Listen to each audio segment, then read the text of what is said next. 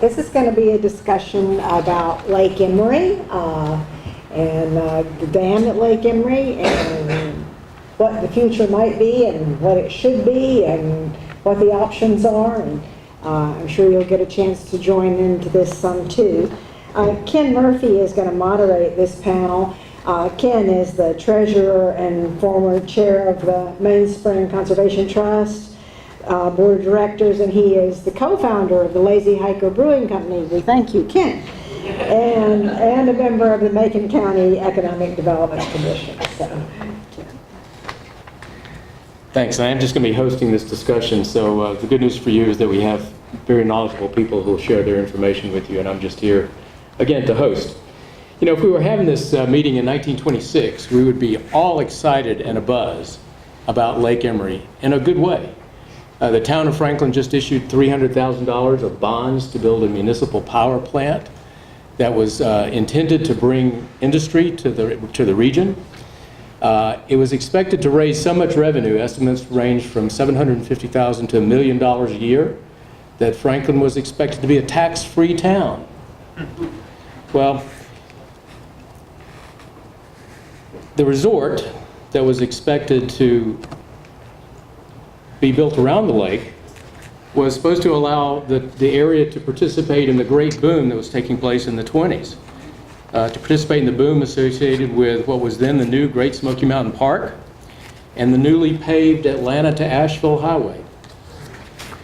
Brent has already mentioned the fact that full ad, this is just a portion of an ad that appeared in the Franklin Press in 1926. The full ad referenced the fine fishing for muskie. It said that unexcelled in the South, the only stream south of the northern lakes known to have the famous muskie. And it talked about 7 miles of beautiful deep water with wooded mountain slopes on either side reflected in the crystal waters of this lake of lakes. Well, alas, some things don't turn out the way we expect. The power plant turned out to be a financial disaster. Within 3 years, the town of Franklin had sold that facility to the Northwest Utilities of North Carolina. They had to repossess it in the early 30s because the company that they turned it over to was not meeting the obligations under the bonds. As was mentioned earlier, the dam was sold again in 1932 to Nanahill Power Company, which we know was acquired by Duke. And the dam now represents only about 1% of the generating capacity of Duke Hydroelectric in southwestern North Carolina. And the dam and power generating facility are now slated to be sold to Arizona-based Northbrook Energy. Not only was the dam a disappointment, but the Great Depression put a halt to any resort development. And despite enormous improvements in the 20th century in agriculture, forestry, and road building, siltation in the Little Tennessee was always a problem, and the dam, as we know, just served as basically a giant silt fence. In 1967, the Franklin Press ran a photograph of this large island of silt that we're looking at in this picture, and noted that the silt problem had been evident for years and was responsible for removing Lake Emery from recreational planning. The silt problem continued, as vividly noted in this Smoky Mountain News article, and we'll take a closer look at that in a minute to see how that silt effect has changed over time. So the topics for our discussion today, and of course we know how it's affected recreational opportunity, but the focus we're going to be talking about is aquatic life. So we'll look first at the changes in aquatic life in this area, particularly since 2000. We'll circle back as we get some more information on the table to talk about the impact of the dam on aquatic life. We'll talk about what is in all these sediments that we keep talking about, the silt and sediments that have accumulated at the dam, and what impact does that have on aquatic life.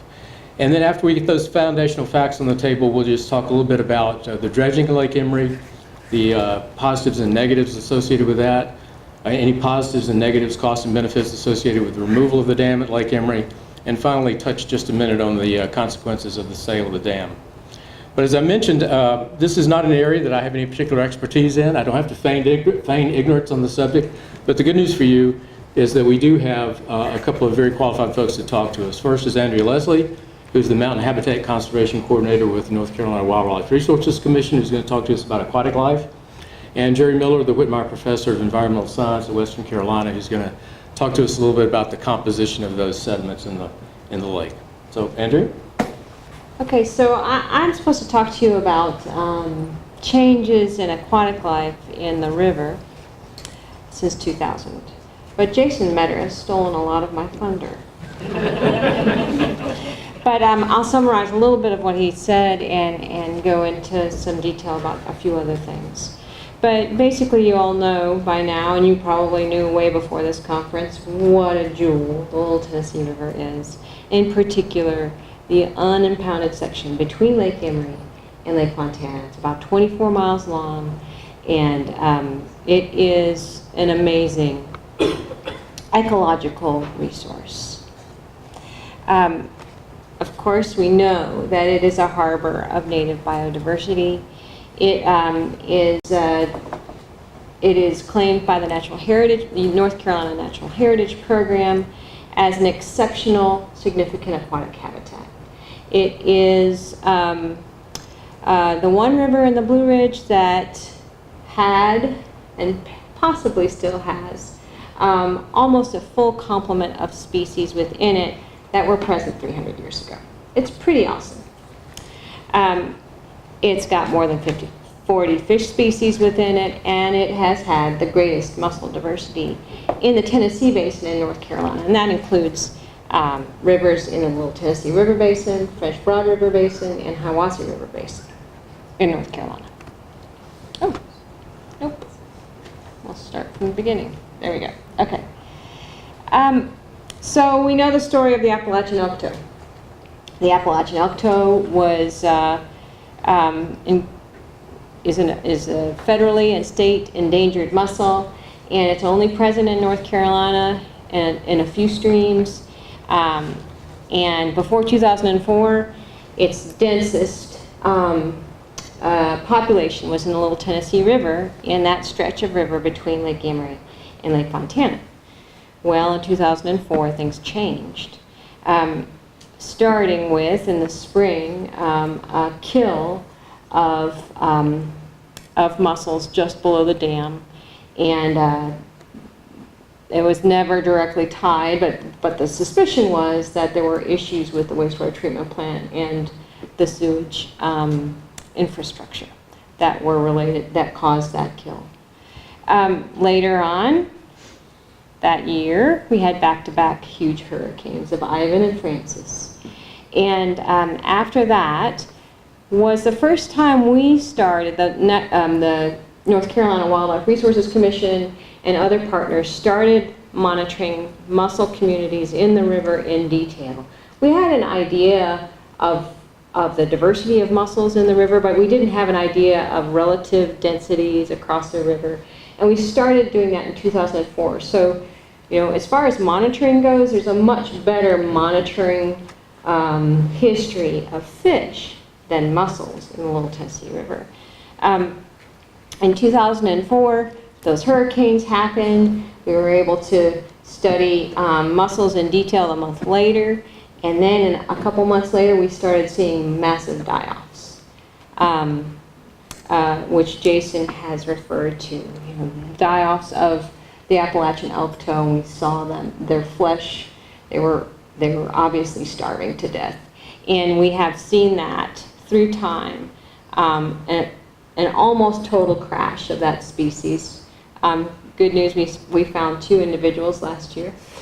So there's still a few hanging on in the river, and we're doing a lot of work with various universities and other partners to try to understand what's going on with this mussel. We are also seeing crashes.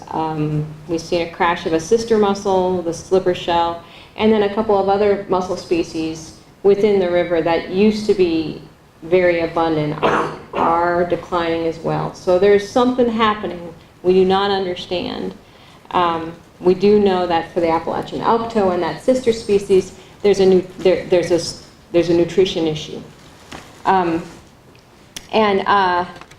or while they're starving, they're not able to get the sustenance they need. And with that crash of the Appalachian elk toe and the slipper shell was the explosion of the Asian clam. All species have a right to exist, but some should go back home.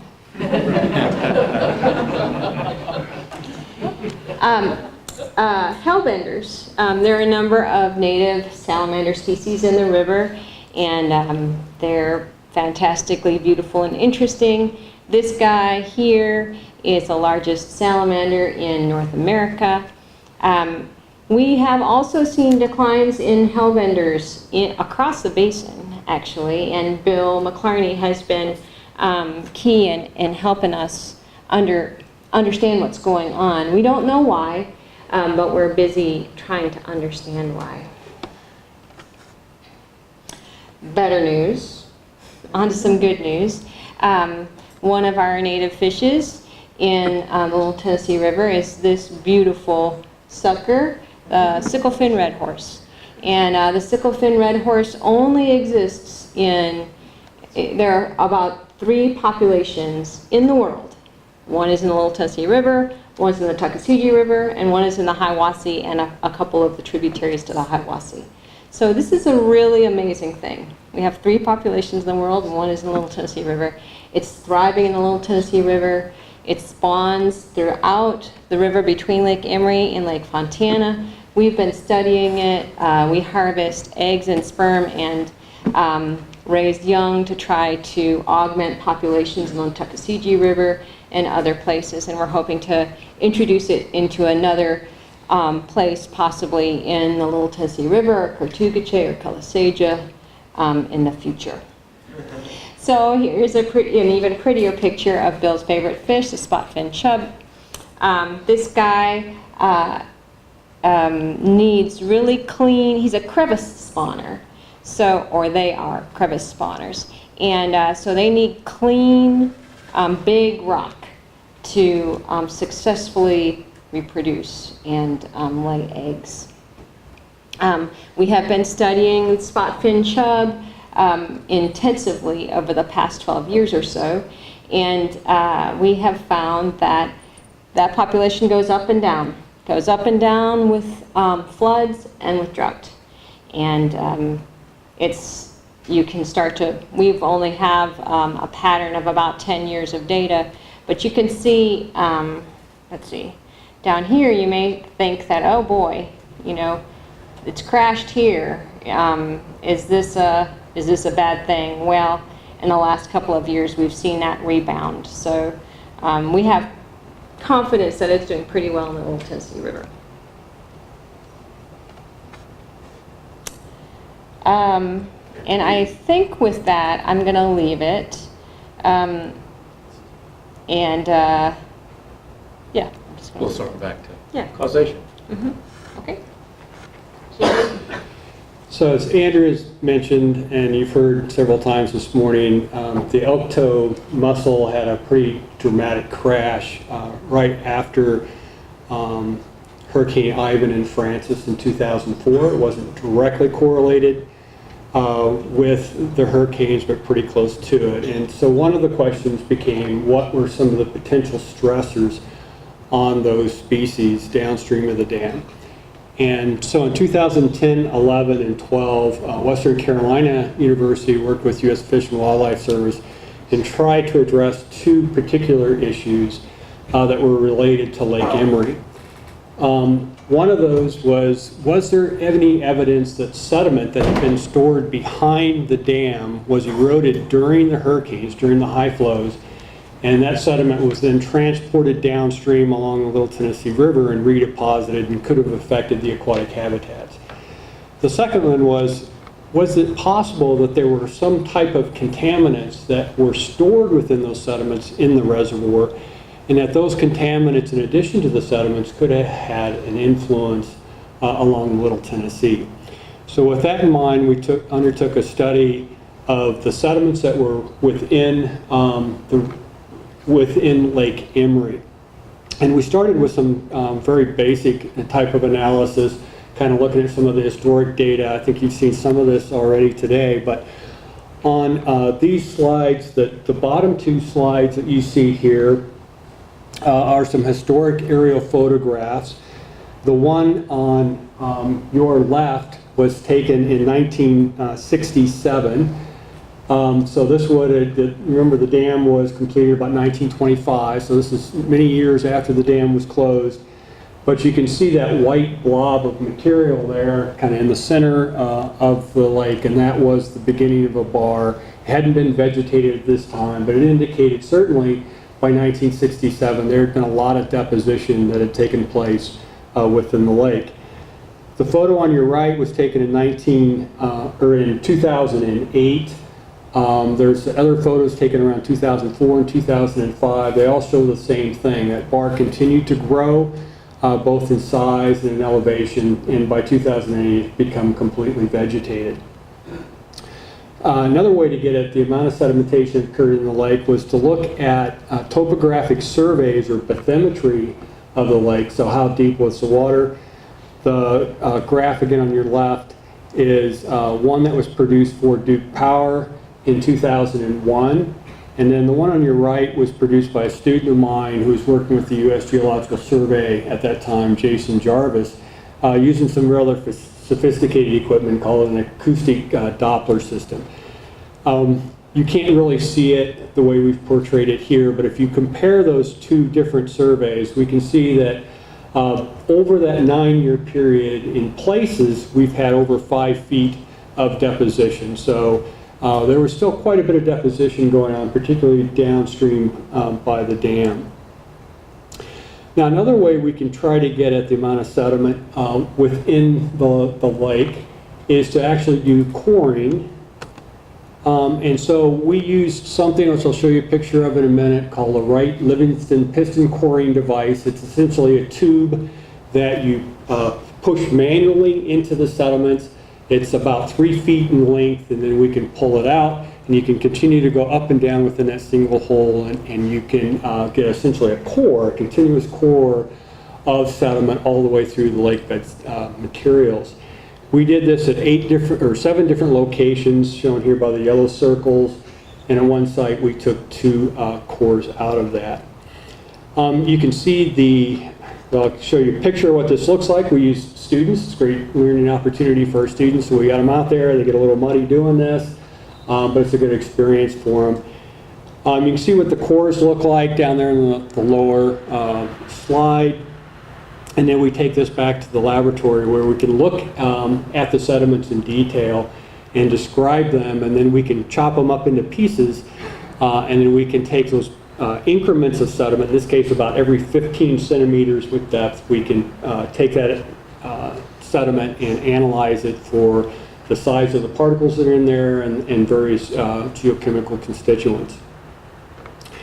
If you go back to this slide here, out there on the end it says LEC4. I hope you can read that. But the end of that bar we were talking about earlier, the vegetated bar that's out in the lake, we went down 15 feet, over 15 feet, and never got through the lake sediments. So it's pretty thick.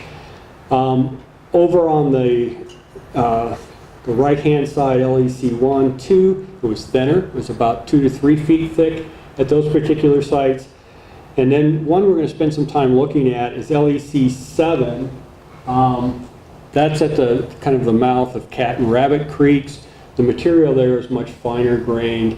That was about 12 feet thick. We were able to get through all of the sediments that have been deposited since 1925 and get into the old riverbed sediments at that particular location.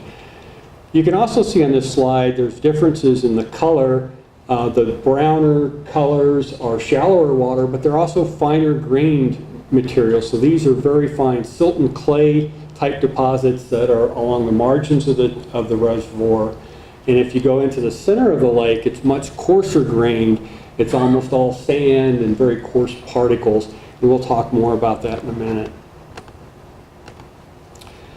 All right, one of the things we like to do if we can is to try to put ages on these different layers within the sediments, where we try to date the core and try to figure out when sediment was coming in. And to do this, there's a couple of different techniques we can use. I'm not going to go into detail on these. One is called Len 210 and the other one's cesium-137. Cesium's kind of interesting. Cesium-137, it was a product of nuclear bomb testing. So when they did superficial bomb testing back in the late 1950s, early 1960s, it would put this stuff into the atmosphere, it'd circle the globe, and it'd be deposited over the entire landscape. And then that material would be reincorporated into sediments and carried into lakes.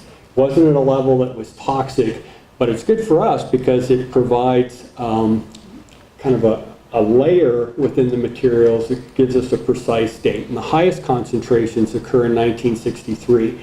So on that graph there that you see on your right, what we've done is we've analyzed cesium-137 in these different increments, every 15 centimeters from the top to the bottom of the core, and we had a maximum there at about 65 to I think 75 centimeters, 85 centimeters, somewhere in there.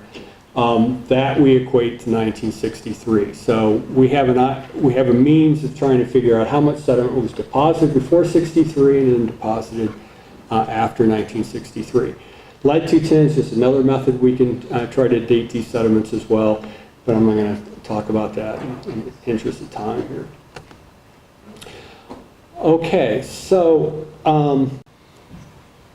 we've got our cores, we've kind of got an understanding of what's when they've been deposited. Then we went through and we looked at the material types, and then we also analyzed them for various types of toxic trace metals, things like lead, cadmium, zinc, nickel, and in particular copper. And the reason we looked at copper is there's been some suggestion that copper that had been used on tomato crops, tomato fields as a bactericide or fungicide, may have gotten into the sediments and be a problem.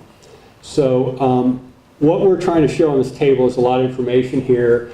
You can see some elements, chromium CR is chromium, Cu is copper, Ni is nickel, Pb is lead, and Zn zinc.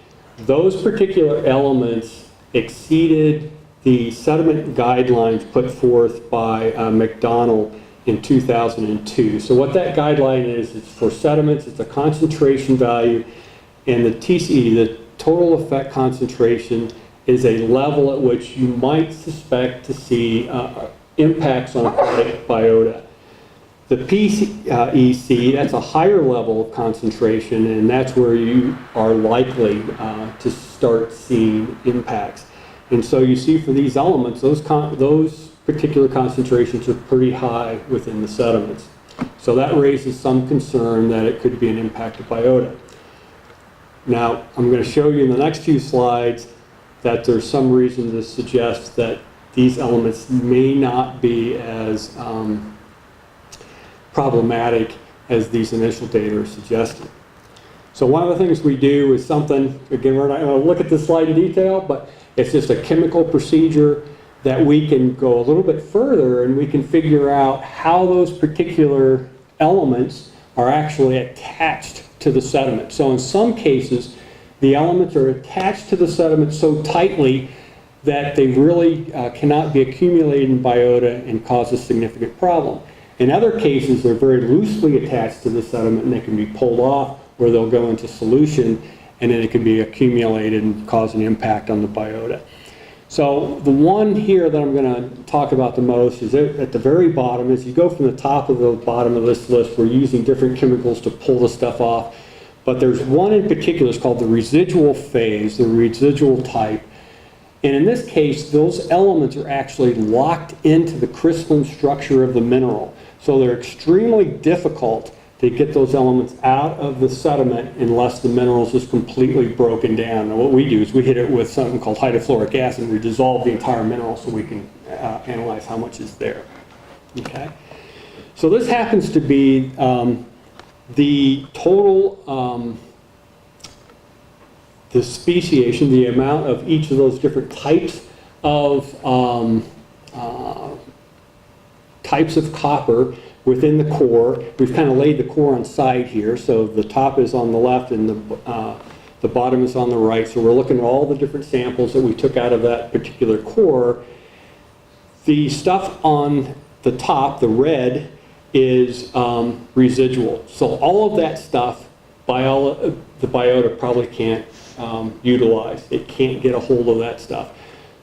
The copper on the bottom is associated with organic material, organic matter, and it's much easier for the biota to get a handle on. So if you look at this, about half of the total copper would not be available to the biota. So it really, even though the copper concentrations are high, if we looked at all of the copper in the sediments, if we look at the specific types that are most important to biota, it's not as big a problem. And that's true for all of the elements that we looked at, so all those toxic trace metals. All right, another way to look at this is if we got the core standing straight up and down again, and we look at the changes in concentration through time. So the top of the core is the youngest, bottom of the core is the oldest. We've got a blue line there at the bottom. That's when we hit reservoir sediments, or the old river sediments and reservoir sediments on top of it. And you can see in this case for arsenic, concentrations are actually decreasing. So the sediment is actually getting better, the quality of the sediment through time. Put a whole bunch of different elements on here, nickel, zinc, chromium. They're all showing a fairly similar trend. So things were actually worse back when the dam was first closed, and have gotten better. If you look at the slide in the upper left-hand corner, that's actually the amount of fine particles, silt and clay, within the core. A lot of times as your amount of silt and clay increases in the core, your concentrations of these elements also increase, because silt and clay is really good at scavenging or grabbing those metals out of the water. As you can see here, there's not much of a trend between, or similarity between the trends in silt and clay and the trends in those different elements. But the one thing I will point out is that early on, in the lower part of that core, almost all of it's composed of those fine green particles. But now, more recently, really after the 63 or so, it's become dominated by sand-sized material. So we've seen a change in what type of sediment is getting trapped behind the dam. Early on, it was everything, including the really fine particles. Now all those fine particles are essentially being able to be flushed through the reservoir. Everything's increased in elevation, water depths are not as high, and we can flush those fine-grained particles downstream, and we have coarse-grained particles on the top. Why might that matter in terms of things like dredging, which we might talk about? Dredging sand-sized material is much easier. Once you pick it up, the water drains out of it really quickly, so it's not as big a problem. If you have to dredge fine-grained particles, it becomes really problematic. The water doesn't want to get out of it. You usually have to dump it onto the side somewhere, let that water evaporate or drain away slowly. So it really complicates the whole process of dredging these types of materials. All right, the one element I haven't talked about yet is copper, and you can see right away the trend in copper in that same core is very different. So the concentrations, instead of decreasing from 1925 to present, have actually increased through time. So sediment quality with regards to copper has gotten worse. We believe that primarily is related to the input of copper from pesticide that were used on the tomato crops. And in fact, the core, you can see, is very close to the mouth of Rabbit and Cat Creeks. All right, so having said that, why do we have high concentrations at the bottom overall? We believe this is related to land use change. We talked earlier about land use changes within the basin. Early on, in about the 1870s, we started going through some pretty significant clear cutting. Land use changes with agriculture caused a lot of sedimentation within the watershed. David Lee at the University of Virginia has also worked on the LTR program. has shown that along the Little Tennessee River, the floodplain, the upper several feet of the floodplain is composed of what we call legacy sediments. These are all sediments that were essentially eroded from upland areas and redeposited in the valley bottoms during the late 1800s and early 1900s. We believe during that erosion of those upland soils, it was eroding into the soils and grabbing metals and then flushing those into the reservoir, and it got captured. Now, to support that, if we look at the geology of this area, what we find is that there are layers called sulfide layers. These are minerals that are high in things like lead, copper, cadmium, zinc, and so forth. They're natural. It's just in the bedrock. So to make a long story short here, to kind of wrap this up, it looks like that the high concentrations that we find in the sediments are primarily natural with the exception of copper. Only some of the copper is natural, probably about 50% might be coming from the agricultural fields. So most of the trace metals are naturally high. Why might they be coming in early on and be higher than they are now? Sorry. It's related to the fact that we had really high rates of upland soil erosion, and then those have decreased through time and decreased the amount of trace metals that are actually getting into the water body. Just a quick note here, we can actually calculate differences in how much sediment was being deposited or how fast sediment was being deposited in the lake. Early on, between about 1925 and 1963, it was about 3 inches per year on average, and then after 1963, it was less than an inch. So it's decreased quite a bit.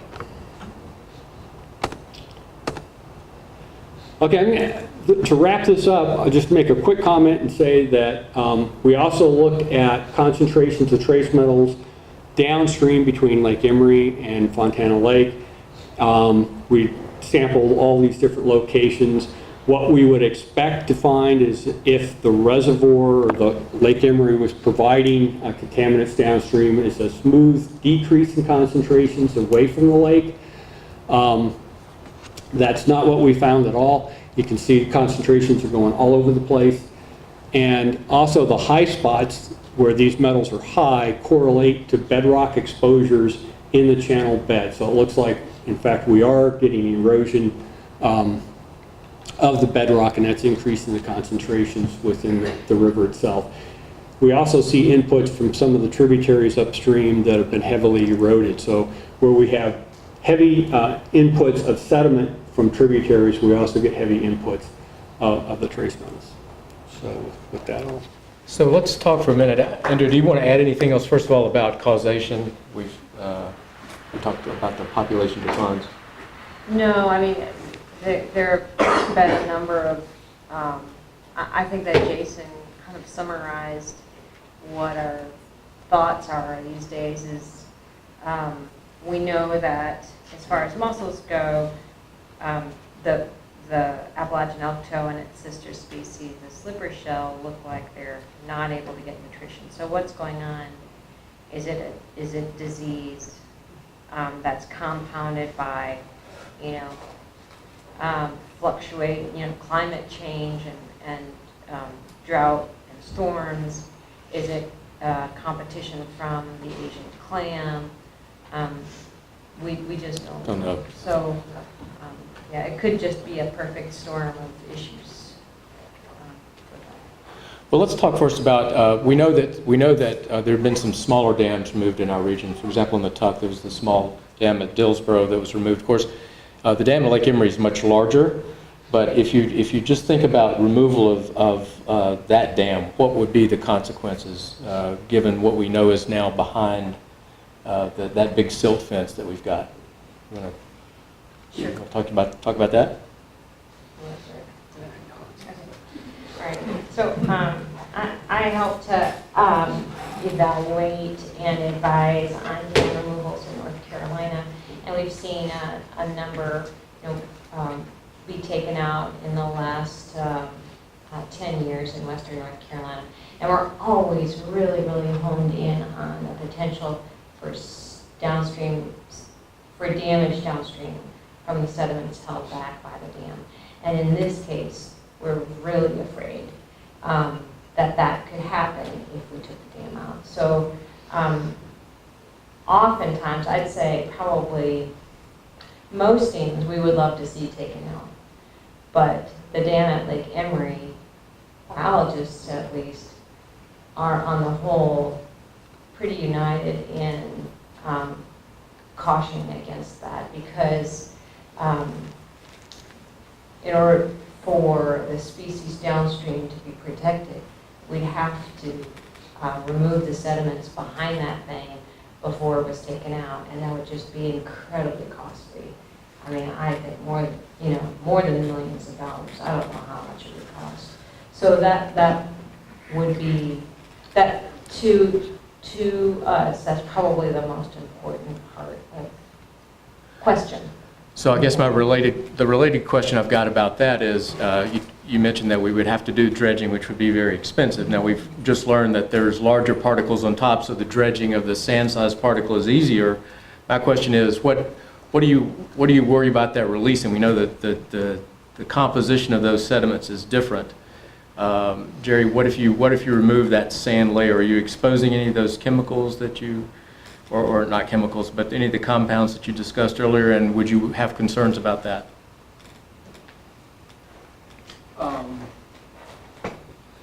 Yeah, I think anytime you're doing dredging, you're resuspending the finest grain material that is in the lake. And so you have the potential for those materials to move downstream. And they can have both an effect in terms of any contaminants that they might carry, or impacts on varying aquatic habitats, and, depending on how fast that sediment was released and how fast it moved downstream. So I think there's, I would mimic what Andrea said, there's certainly a significant amount of concern I would have in conducting the dredging that's in Lake Emery. Yes, so we've got just a couple minutes left if we can indulge in that. So do you have a question or a comment? Question. So Jerry, related to that, have you done an estimate of what the volume of sediment behind the dam is in relation to the annual sediment load of the river? No, we haven't, but that's a good question. So for example, it was mentioned that Dillsboro Dam on the Tuckasegee was removed a few years ago. And we did a volume calculation where we looked at how much sediment was behind the dam, comparison to the amount of sediment that's typically moving through the system. And what we found was that there really wasn't much sediment stored behind Dillsboro Dam in comparison to what typically moved. And so in that case, a couple of us at Western Carolina University really didn't think dredging might not even be necessary. And that was combined with the fact that it was pretty much sandier material. It wasn't as fine grained as what we find in Lake Emery. And also the concentrations of trace metals and other things were lower. So those types of calculations are easy to do. And there's also different ways that you can go about removing the dam to try to minimize what the downstream effects are. One more question, if anybody has any question in the audience? Yes. Will it not just continue to fill up, and at some point you kind of have a undammed river going over the dam with sort of a plateau behind the dam? What's going to happen in the long